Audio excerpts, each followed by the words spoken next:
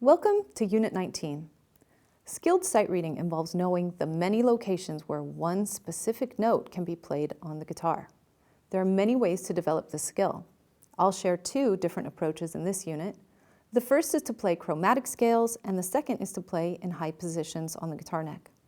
But before we begin, let's take a moment to think about the guitar's unique construction. A distinct pitch, represented by a note, can potentially be played in multiple locations on the guitar. There are many possibilities. For example, some pitches can be played in 5 different locations, whereas other pitches can only be played in 1. Here are some examples.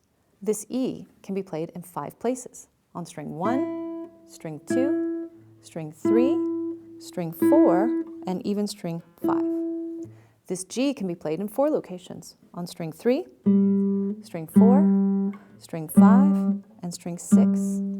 This D can be played in 3 locations: on string 4, string 5, and string 6. And this B can be played in 2 locations: on string 5 and string 6. Finally, this F can be played only on string 6.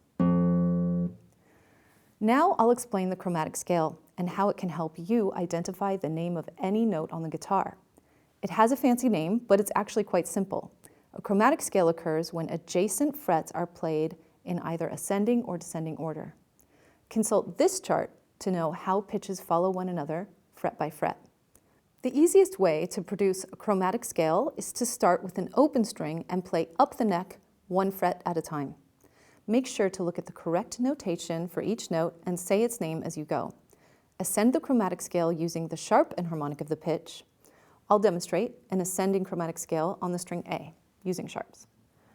A sharp, B, C, C sharp, D, D sharp, E, F sharp, G, G sharp, A, and you can even keep going.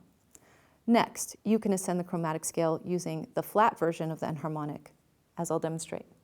A, B flat, B, C, D flat, D, E flat, E, F, G flat, G, A flat, A, and on.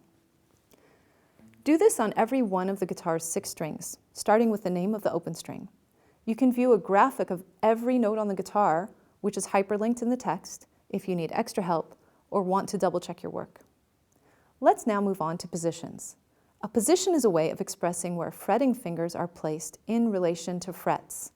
In first position, for example, the first finger corresponds with fret 1, the second with fret 2, the third with fret 3, and the fourth with fret 4. However, in second position, every finger is moved up by 1 fret so that the first finger corresponds with fret 2, the second finger with fret 3, the third with fret 4, and the fourth finger with fret 5. Notice that the name of the position comes from the fret number that corresponds with the first finger. The majority of the previous play-along exercises are designed for playing in first and second positions, and now you'll encounter some exercises to be played in higher positions. Bear in mind that positions are flexible. For example, you may have to shift your hand out of position to reach a really high note, or you may have to slightly extend a finger out of position, either up or down a fret. For the most part, though, playing in position allows us to play with more speed and accuracy. And for our purposes, higher positions create an opportunity to sight read familiar notes in new locations. The following task is designed for 5th position, meaning your first finger corresponds to fret 5, the second with fret 6, etc. Notice the asterisk. You will need to briefly extend your 4th finger out of 5th position to reach that note. The sharp and flat notes have been omitted from this graphic to make it easier to view.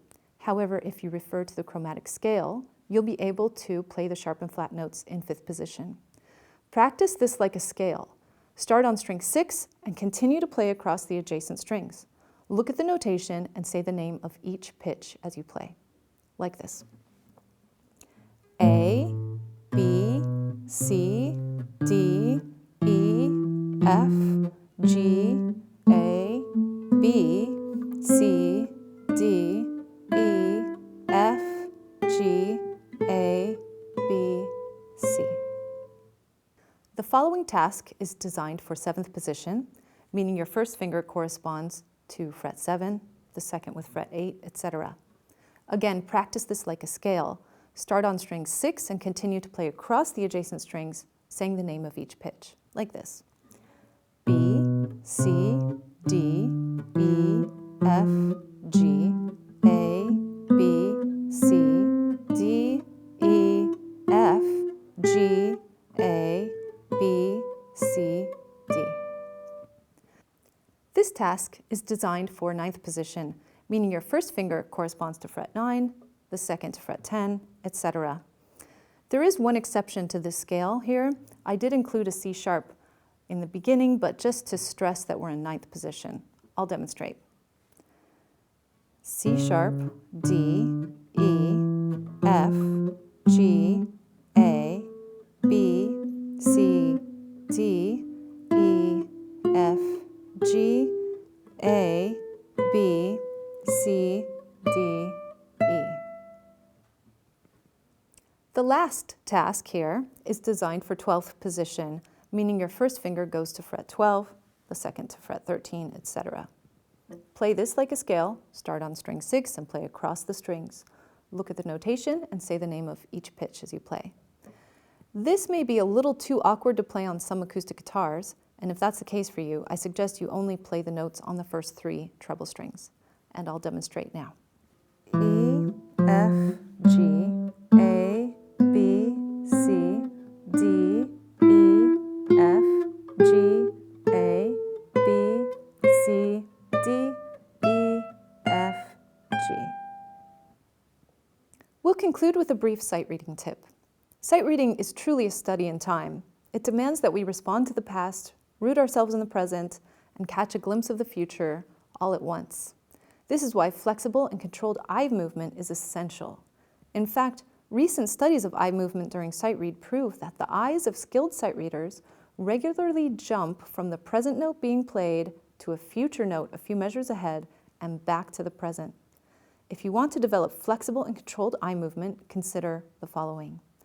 Place your scores at eye level, make sure all notation is legible, spread the pages of the score out before playing. If a score has more pages than you can spread out, then plan a page turn in a place that doesn't disrupt the forward progress of visual and mental processing. Enjoy playing in positions, and I'll see you in Unit 20. Bye-bye.